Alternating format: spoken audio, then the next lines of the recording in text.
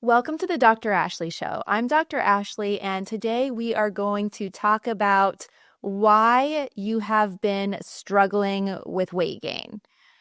Really, because you've been given the wrong information. For example, the food pyramid. We have been lied to. The food pyramid is so inaccurate, and if you have been following my plate, the food pyramid, and you have not been seeing success, it could be likely because of all of this inaccurate information. So, let's dive in. Let me tell you the truth around what you should be eating to successfully drop the weight and keep it off. The food pyramid was supposed to guide us toward healthy eating. But when it comes to weight loss and even just optimal health, it's so outdated and the information could actually be harmful. Today, I want to uncover its flaws and dig in deep as to why this information, the food pyramid, my plate, doesn't make any sense, how it could be sabotaging your weight loss goals, and more. So let's dive in.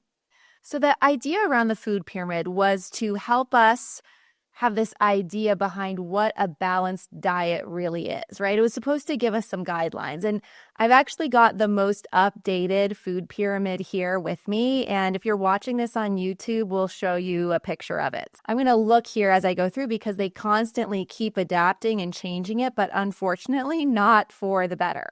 So right now at the bottom of the food pyramid, they interestingly enough put a picture of someone standing on a scale with some sneakers and some weights. And they say daily exercise and weight control. I think is important. You know, this is a healthy eating food pyramid, and now they're pushing exercise and for us to weigh ourselves. And that's probably because they're thinking, holy crap, this food pyramid, my plate, and the recommendations that we gave is causing people to get fat, right? Right now, 42% of Americans are obese, 75% of us are overweight, and 88% of us are metabolically unwell. Some research says that it's upwards of 91%. So now they're like, okay, well, you have to exercise more, you need to burn more calories, and you need to eat less, right? And make sure that you weigh yourself every day because, oh my gosh, we're getting really fat. So it looks a little bit panicky to me. Then the next level up is what we're actually supposed to eat. And they say vegetables and fruit, healthy fats and oils, and whole grains. So to me, it makes us look like we need to be eating a carb-heavy, carb-dominated diet, which is part of the problem here. Many of us do not tolerate the amount of carbohydrates that they're suggesting that we consume. 6 to 11 servings of grains, you guys, is a ton. And this is the recommendation. If I ate 6 to 11 servings of grain a day, I would be struggling with overweight. And, you know, that's how I was when I was dancing in my professional dancing days. I ate according to the food pyramid, and I was always struggling with my body composition and just having too much body fat on my frame. Also, saying vegetables and fruits are equal is not the case. We should not be eating the same amount of fruits as veggies. Fruits have a lot of sugar in them. I'm not saying they're bad. I'm not saying we shouldn't eat any of them, but they're not equal, you guys. So you guys, if you're looking at fruits and vegetables, you really want to eat, say, twice as many veggies as you do as fruits during the day. They are not equal. Then I think it's interesting because they talk about the healthy fats they put in the side over on the food pyramid, and they say, okay, healthy fats and oils are olive oil. I agree with that one. Canola oil, soy, corn, sunflower, peanuts, and other vegetable oils, and trans-free margarine. All of these oils are inflammatory. Like, this just makes me so upset because we know that seed oils are not healthy. They cause inflammation, but they're cheap. They're inexpensive. They're funded by big food and big pharma. And so they put this down here. If you look at the food pyramid, you just need to follow the money trail. And that will show you what's going to dominate here. So you guys, healthy fats and oils, they're really important. I agree with this. But instead, we need to focus on an extra virgin olive oil. And usually that's better not cooked. It's not very stable. I have a video where I talk about what fats to use and when that will support optimal health. It is not canola, soy, corn, sunflower, peanut, vegetable oils, and margarine. And where the heck is butter? Well, I'll tell you where butter is. It's way at the tip top saying don't eat it. Don't eat butter and don't drink Coke. Basically, they're lumping together, which is wild. So instead, an olive oil, an avocado oil, butter, these are going to be better sources of healthy fats for you. Okay, so now we move up to the next level and they say nuts, seeds, beans, and tofu, or fish, poultry, and eggs. I've got many issues here. This makes it look like we should be eating many more grains and vegetable oils and fruits and vegetables and not much protein. And then they're lumping in the nuts, seeds, beans, and tofu as equal to our animal protein. I also did a video on why beans, nuts, and seeds are not a good substitute or equivalent to animal proteins. So check out that video. The link is in the description. Beans are not equivalent. Seeds, nuts, and they want to keep updating this and replace our animal proteins with these nuts, beans, and seeds. You're not going to get the protein that you need, the quality of the protein you need from these items. Then you go up another level and they say, okay, well, everyone needs to consume dairy. I wonder who's funding this portion of the food pyramid. Maybe the dairy industry. A lot of us don't tolerate dairy. I'm not saying that it's bad, but it's inflammatory for a lot of people. So I think it's interesting that they put this on here. They also say low-fat milk. Well, at least they're not saying skim milk. But we know that whole milk, if you're going to drink milk, is going to be a better bet. But from my perspective, pasteurized, whole, skim, or low-fat milk should not be included on the food pyramid. And then we get to the top. These are the foods they're saying that we should use sparingly or never consume. And guess what's up here? Red meat and butter. Refined grains like rice and pasta. Sugary drinks and sweets and salt. I have another episode, actually, that you should check out where I talk all about salt and how salt does not cause high blood pressure for the majority of people.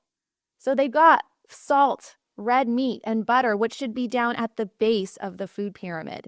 And then off to the side, they say optional alcohol in moderation. Not for everyone. Oh my gosh. I also have an episode where I talk about alcohol. Alcohol is a poison. I'm not saying that we can't enjoy these once in a while, but to actually put it on the food pyramid and say in moderation, I don't think is having our best interest at heart. You guys, another issue that I have with the food pyramid is that it's this one-size-fits-all approach. And I would argue that this isn't fitting for the majority of people, seeing that, again, 88% of us are metabolically unwell, 75% of us are overweight, 42% of us are obese. This healthy eating food pyramid is not working. And like I said earlier, we've got to follow the money when it comes to what we are being pushed to consume, what drugs we are being pushed to take. The pyramid, as you can see, has such a heavy emphasis on grains, influenced by lobbying, food industries, likely the dairy industry. So it's not necessarily built on what's going to be best for your health, specifically when it comes to weight management, taking control of your health. So really, I've found that sometimes we just need to flip everything upside down and do the complete opposite. Now, I understand that it can be so hard to undo a lifetime of eating habits. And this is basically what we do at PhD Weight Loss. We help to educate you so that you understand what you're eating and why. I think that's really important. It was a big step in me in finding, relief from weight gain and feeling in control of my health, was understanding why I need to eat these foods and how it works in the body. So if you feel stuck, if you don't know what the truth is because you're hearing all of this conflicting information, then we really can help you at PhD Weight Loss. And I urge you to check us out. You can learn more by clicking the link in the description. And I want you to know it's going to be an exciting journey, but it's going to be frustrating too, knowing and learning how much you have been lied to. So many of our clients come in thinking, oh my gosh, if I had just been taught this right information from the beginning, I would have never had these years and years of struggle and I wouldn't be as sick as I am. But the good news is that you can turn that around and it doesn't have to take a long time. So if you're following the food pyramid right now and you feel that your weight loss is stalled or you're experiencing constant weight gain, One thing you can do is take a look at the amount of carbohydrates and of grains that you're consuming and reduce those. Reduce the starches, the grains, the breads, the pastas. Reduce those and instead, in their place, put a little bit more protein, some animal protein. Focus on your healthy fats. You don't need a ton of dietary fat because it's very dense. So, on your salad, for example, use a full fat salad dressing. Don't fear fat. So don't fear, for example, red meat. If you really enjoy red meat and you consume red meat with some broccoli, salad, something like that, that red meat is not going to cause heart disease. Usually we say red meat causes heart disease and it's wrapped in a big fat white bun with French fries fried in seed oil and a Coke on the side. So I really would urge you to reconsider your protein choices, your protein sources, the amount that you're consuming. Those veggies, if your gut tolerates veggies, I'd say adding those on there and then really focusing on getting some healthy fats in the diet as well. Hey guys, just a quick reminder about GlucoCut Plus, my specially formulated supplement to support your metabolism throughout your fat loss journey.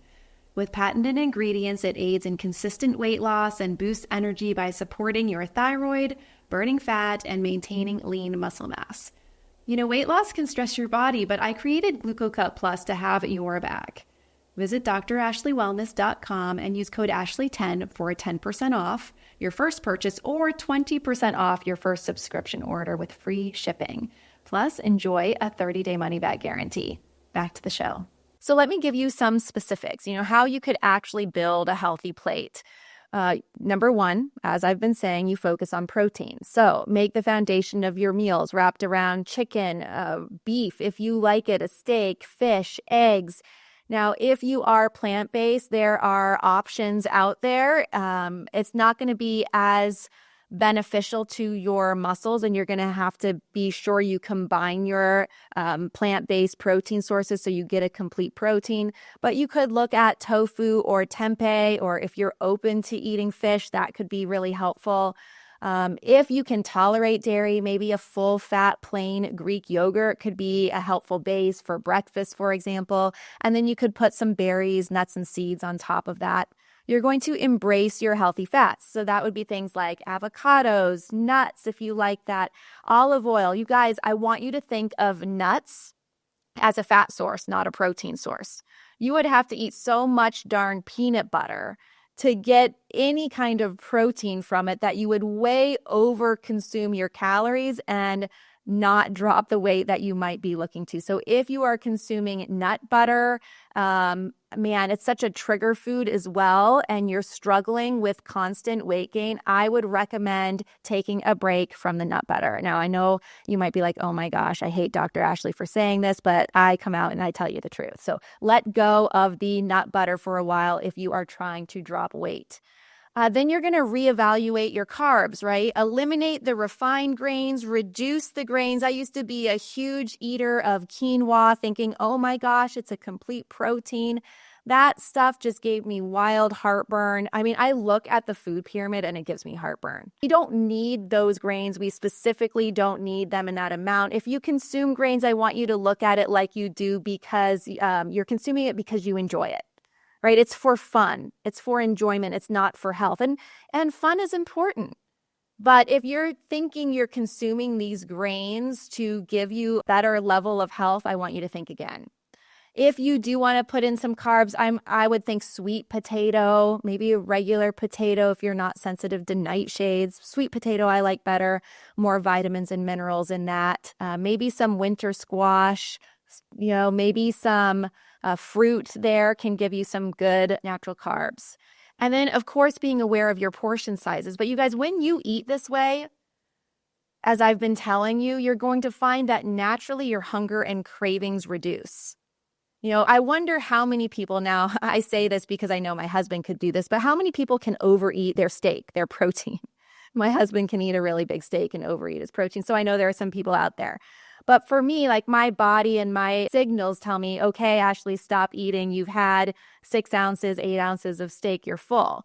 Whereas if I were to eat lasagna for dinner or a pasta-based dish, or I go to Olive Garden and I eat those breadsticks or whatever that might be, I could eat an entire basket of those and still not be satiated. So when you flip your nutrition and you change your diet, you're going to find that you are not as hungry. And that's one of the beautiful things that we find at PhD. When we flip our clients' way of eating and we really focus on what, when, how much, timing, all of these things, the food noise and the food chatter naturally goes away. It blows people's mind. But I'd love for you, if you're watching this on YouTube, to drop in the comments if you've experienced a reduction in food noise or food chatter naturally by shifting how you're eating. Now, if you're hungry all the time, if you feel like you need to eat every 3 to 4 hours or you're always thinking about food, then that means something's off. Something has gone awry with your metabolism, and you can fix that.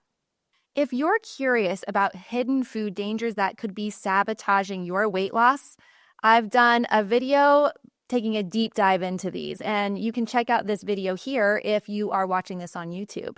If you're listening to this on a podcast platform, please leave a review and come on over to YouTube so you can check out some more content. All right, you guys, remember, you've got to step up to make the change.